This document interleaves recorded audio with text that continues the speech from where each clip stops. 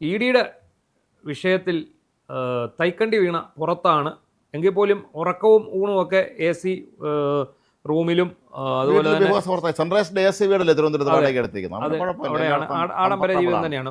ഉറക്കമുണ്ടോ എന്നുള്ളത് അറിയില്ല. കാരണം കാറിലല്ലേ അവിടെ എറണാകുളത്ത് വന്നതൊക്കെ തന്നെ കണ്ടില്ല, ഏറ്റവും പുതിയ ബ്രാൻഡ് ന്യൂ കാറിലല്ലേ വന്നത്. അപ്പം അത് ഓക്കെ, ഒരു ഭദ്രമാണ് കാര്യങ്ങൾ. അപ്പോൾ ഇ ഡി പിടിച്ചതിന് ശേഷം ഉറക്കമുണ്ടോ എന്നറിയില്ല. എന്നാൽ പോലും ആഡംബര വീട്ടിലും ആഡംബര ജീവിതത്തിലുമാണ് അവരിപ്പോഴും നടക്കുന്നത്.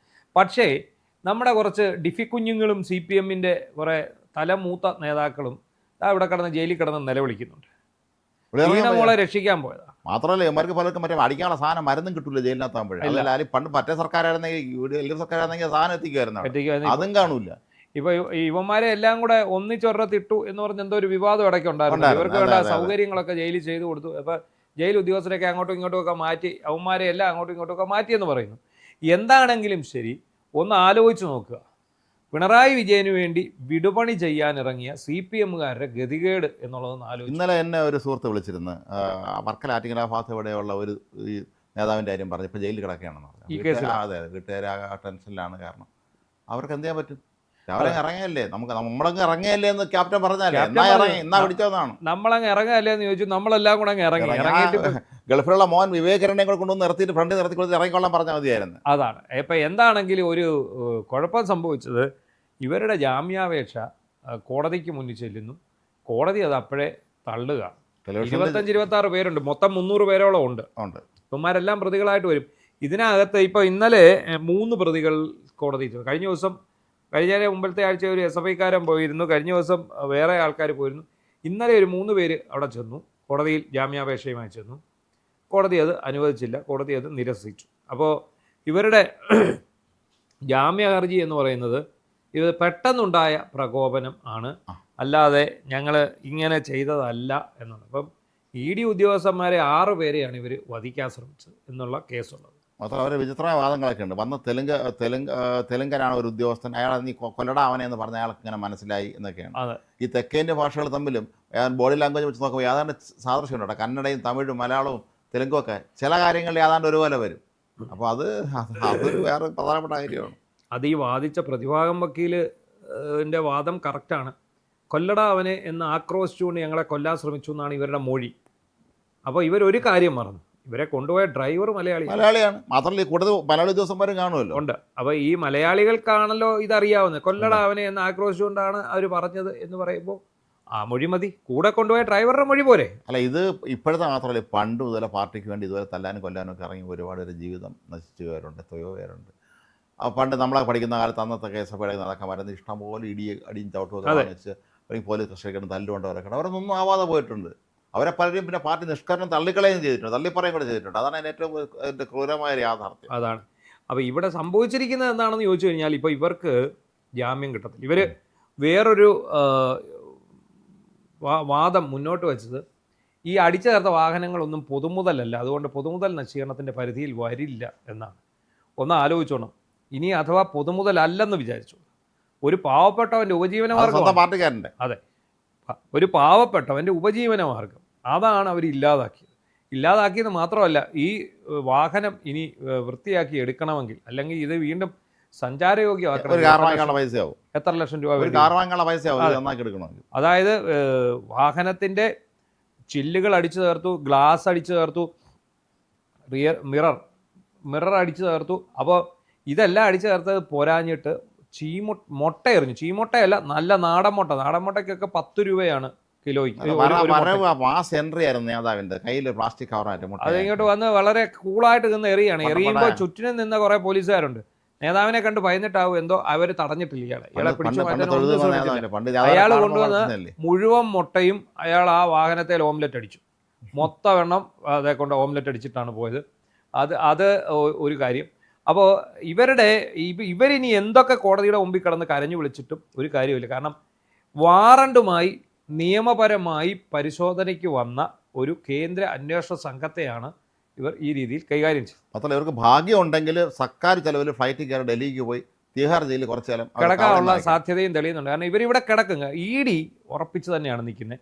അപ്പം ഇവരുടെ ഇ ഡിയുടെ ഈ വാദമുഖത്തിൽ പറഞ്ഞിരിക്കുന്ന ഒരു കാര്യം, ഇത്തരം പ്രവർത്തികൾ ചെയ്യുന്നവർക്ക് ഇത്ര പെട്ടെന്ന് ജാമ്യം കൊടുത്താൽ എല്ലാവർക്കും പ്രോത്സാഹനവും അത് അതോടെ വലിയ പ്രോത്സാഹനമാകും. ഇനി പിന്നാലെ വരുന്നവനും ഇതേ പണി തന്നെ കാണിക്കും എന്നുള്ളതാണ്.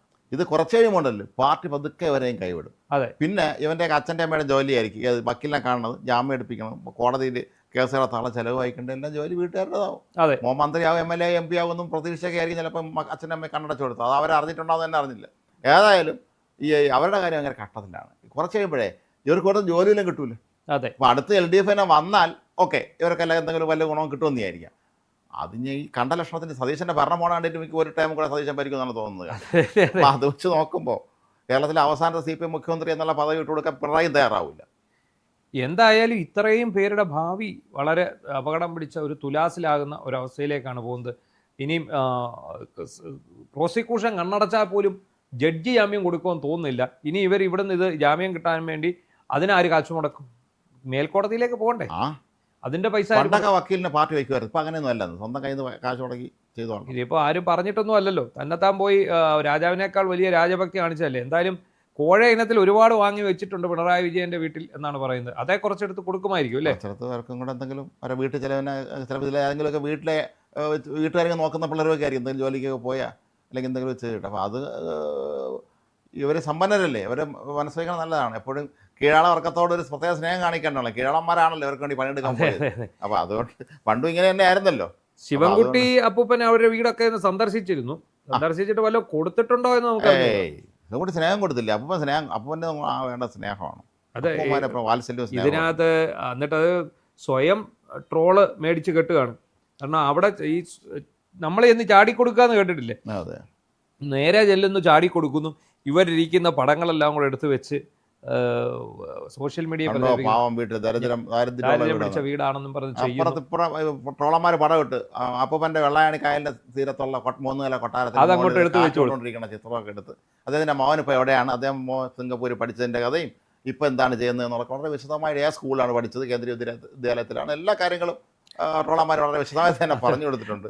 കേരളത്തിലെ ജനങ്ങൾ വളരെ പ്രബുദ്ധരാണ്. അതുകൊണ്ട് തന്നെയാണ് യുവമാരെ ചവിട്ടിയെടുത്ത് വെളിയിൽ കളഞ്ഞ എല്ലാവരും കൂടെ ചേർന്ന്. അതുകൊണ്ട് തന്നെ സ്വയം പണി മേടിച്ച് കെട്ടുക എന്നുള്ളതായിരുന്നു ഇതിനകത്ത് ഏറ്റവും പ്രധാനപ്പെട്ട കാര്യം. എന്താണെങ്കിലും വളരെ വല്ലാത്ത ഒരു അടിയായിപ്പോയി.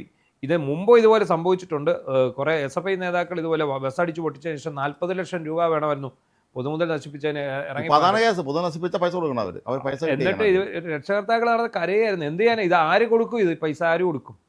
ഈ പൈസ ഇനി അന്ന് തൊട്ട് ഈ ഇവന്മാർ പിന്നെ 10 വർഷം ഭരണത്തിലിരുന്ന കാരണം വലിയ അക്രമ പരിപാടികളൊന്നും ഈ ബസ്സുകൾക്കും വാഹനങ്ങൾക്കും നേരെ ഇല്ലായിരുന്നു. ഈ അടിയറത്ത് വല്ല പരിചയമില്ല, എക്സ്പീരിയൻസ് ഇല്ലാത്തവരാണ് പിന്നെ ഇറങ്ങാൻ പോയത്. പണ്ട് വർഷങ്ങളോളം നിൽക്കുമല്ലോ. പക്ഷേ ഇപ്പം തുടങ്ങി വെക്കാൻ പോയതാണ്. ടെസ്റ്റ് ഡോസ് അങ്ങോട്ട് ഇട്ട് കൊടുത്തതാണ്. പക്ഷേ ടെസ്റ്റ് ഡോസിൽ തന്നെ വലിയ തിരിച്ചടിയാണ് ഉണ്ടായിരിക്കുന്നത്.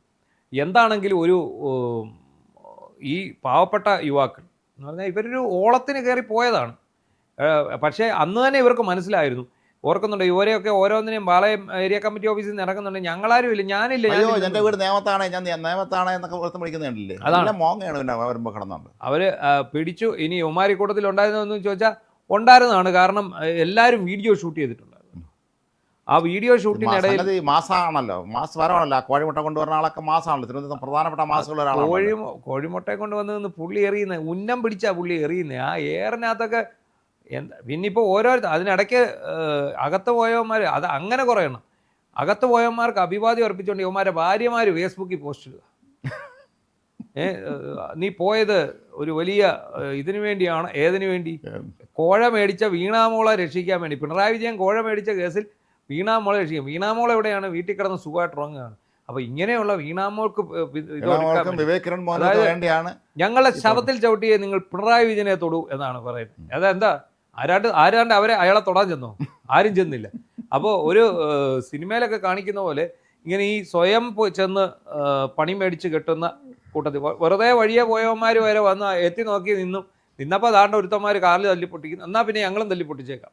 അതാണ് സംഭവിച്ചത്. മോങ്ങൽ ഗംഭീരമായിരുന്നു. ഞാൻ ഇവിടത്തുകാരനല്ലേ, ഞാൻ മാവിലായക്കാരനാണ്, നേമത്ത് ഉള്ള ആളാണ്. എന്തൊരു അവസ്ഥ. എന്താ കുഴപ്പമെന്ന് ചോദിച്ചാൽ ഇവരുടെ എല്ലാം വിഷ്വൽസ് ഉണ്ടല്ലോ, അവിടെയാണ് ഇവർ പെട്ടുപോയത്. പണ്ടത്തെ കാലമല്ലല്ലോ, ഇപ്പം എല്ലാം വിഷ്വൽസ് ഇരിക്കുകയല്ലേ. കാരണം എവിടെ എന്ത് പരിപാടി നടന്നാലും ഉടൻ ചാനലുകാർ വരും. മാത്രമല്ല പോലീസിൻ്റെ ഫോട്ടോഗ്രാഫർ ഉണ്ടായിരുന്നിരിക്കുമല്ലോ, എല്ലാം എടുത്ത് കാണാം അവിടെയാണ്. എന്താണെങ്കിലും ഇത്തരം ഒരു കാഴ്ച കേരളത്തിലുള്ള ഓരോ SFI കുഞ്ഞുങ്ങൾക്കും DYFI ചെറുപ്പക്കാർക്കും ബാധകമാണ്. നിങ്ങൾ ഓർത്തോളുക, ചുമ്മാ എളി കയറി ആരെയും മെക്കിട്ട് കയറാൻ പോവുകയും വീടടിച്ച് തീർക്കാൻ പോവുകയും കാറടിച്ച് തീർക്കാൻ പോവുകയും വഴിയെ പോകുന്ന ആൾക്കാരെ അടിച്ച് തീർക്കാൻ പോവുകയും ഒക്കെ ചെയ്യുമ്പോൾ ഓർത്തോണം ഇത്തരത്തിലുള്ള പല കണികളും വന്ന് വീഴും. നിങ്ങളെ ഈ നേതാക്കന്മാർ ഈ മന്ത്രി പോലാണെങ്കിലും പിണറായി ആണെങ്കിലും അവരൊക്കെ മക്കളവർ വളരെ സുരക്ഷിതരായിട്ട് ഓരോടത്തെയും അതൊന്നും നമ്മുടെ സ്വന്തമായിട്ട് ഓരോ കൊട്ടാരങ്ങളൊക്കെ വെച്ച് അവർ സുഖമായി ജീവിക്കുന്നുണ്ട്. നിങ്ങളാരും മാത്രം അതൊന്നും ഇവിടുത്തെ ഈ ന്യൂജൻ ആൾക്കാരോട് പറഞ്ഞാൽ അവർക്കാർക്കും മനസ്സിലാവില്ല. അവരൊക്കെ എന്ത് ചെയ്യും? അവരൊക്കെ പാർട്ടിയിലാണ് അവർക്ക് വിശ്വാസം. പിണറായി വിജയൻ ഇല്ലെങ്കിൽ ഇവർക്ക് ആർക്കും ഒരു എന്താ പറയുക, ഒരു ഊർജ്ജമില്ല, ഉന്മേഷമില്ല. എന്താണെങ്കിലും അച്ഛനും മോളും ജയിലിൽ പോവും. അതിനു മുമ്പ് നിങ്ങളെല്ലാവരും കൂടെ ജയിലിൽ നിന്ന് നിറച്ചേക്കരുത്. ഇവർക്ക് കിടക്കാനുള്ള സ്ഥലം കൂടി നിങ്ങൾ റെഡിയാക്കി ഇടുക.